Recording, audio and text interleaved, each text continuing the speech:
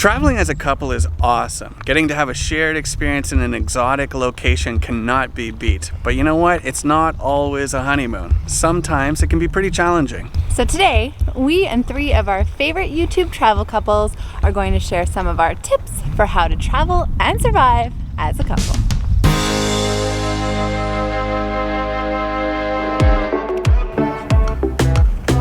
So our very first tip is embracing your role on the team.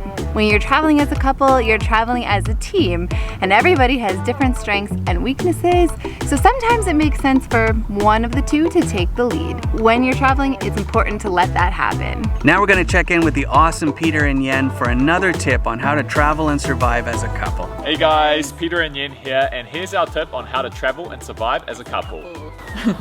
Be open to new experiences. That's a good one. Yeah, you'll find that sometimes your partner might be really keen to try something that might be out of your comfort zone, but you know what, before you slam that idea down, really think about it and maybe give it a go. Give it a shot. You may end up loving it. We 100% agree with that. Traveling is like being in a relationship amplified. So you have to be open to new experiences and be able to compromise. Our next tip is to not make big decisions when you're feeling vulnerable or just not at your best. So for example, if you're feeling tired or hungry or just a little bit sick, it's probably not the best time to be making some big choices. So save it for later. Yes. Now the adorable Leon and Tash have another tip that they're going to share, and we think this is one of the most important things to remember when you're traveling as a couple. Well, what is it? I can't wait. Let's do this. Hi guys, I'm Leon. And I'm Tash, and we're from the YouTube channel Leon and Tash. So we've been a couple for 14 years and we've done quite a bit of traveling in that time, haven't Have we? we ever? However, it wasn't until our longest trip together, which was a 10-month adventure in Vietnam, that we learned some valuable lessons. And we're going to share one of those with you today, which is be open with your emotions. So this simply means whether you're angry, happy, sad, frustrated, even hungry, if your partner comes up to you and says, "What's wrong?" do not give them that candid universal answer of, "Nothing, I'm fine." Okay, don't do it, guys. Be honest. Be open with your emotions and tell them how you're really feeling. In our experience, we've found that just by sharing how we're actually feeling, it's made everything a whole lot better. So the person who shares feels lighter, and the person who's asked is happier because they know what's going on. Being open is a big deal, guys, and whatever you do, do not bottle your emotions, because the one thing we've learned from travel is little things turn into big things really quickly. Oh yeah. And if you can admit how you're feeling, don't necessarily wait for your partner to ask, just tell them. Say for instance, you wake up, you're grumpy in the morning, don't know why, just say, "Hey, heads up, it's not working today. Help me figure it out, or leave me be disordered."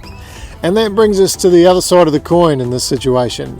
When your partner is open with their emotions and they do tell you how they're feeling, you need to accept and respect that. So if they do come to you and they say they're angry, upset, frustrated, any sort of negative emotion, don't get defensive. Okay, don't take it personally. Just step back, take a breath, and let them vent, let them release.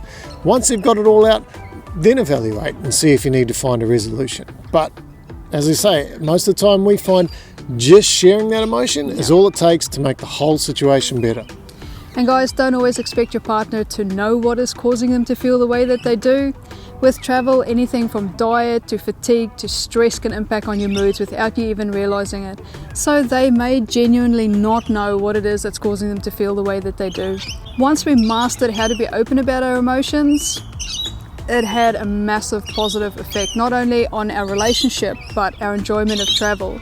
So whether you're new at this, you've been doing it for a while, we guarantee you travel will impact on your emotions. So the faster you learn away from it. No, the faster you learn to own it, and the better you are at sharing it, the better off you'll be. Well put, guys, and totally true. You have to be open about your emotions, even if you can't totally articulate why you're feeling the way you are. It just makes things easier for everybody. And it makes you feel a little bit better in the end. I want to feel good. Me too. Let's all feel good.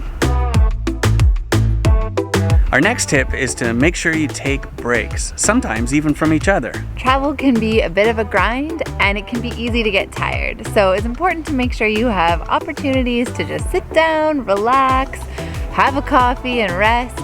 And it's important to do things individually. Recently we were watching videos by Sam and Audrey, and I think they were in Tokyo, and Sam was talking about how in the mornings he would go feed cats, like neighborhood cats. And that just struck me as an activity that he was doing by himself, and sometimes that kind of stuff can be really healthy. It's good to do your own thing.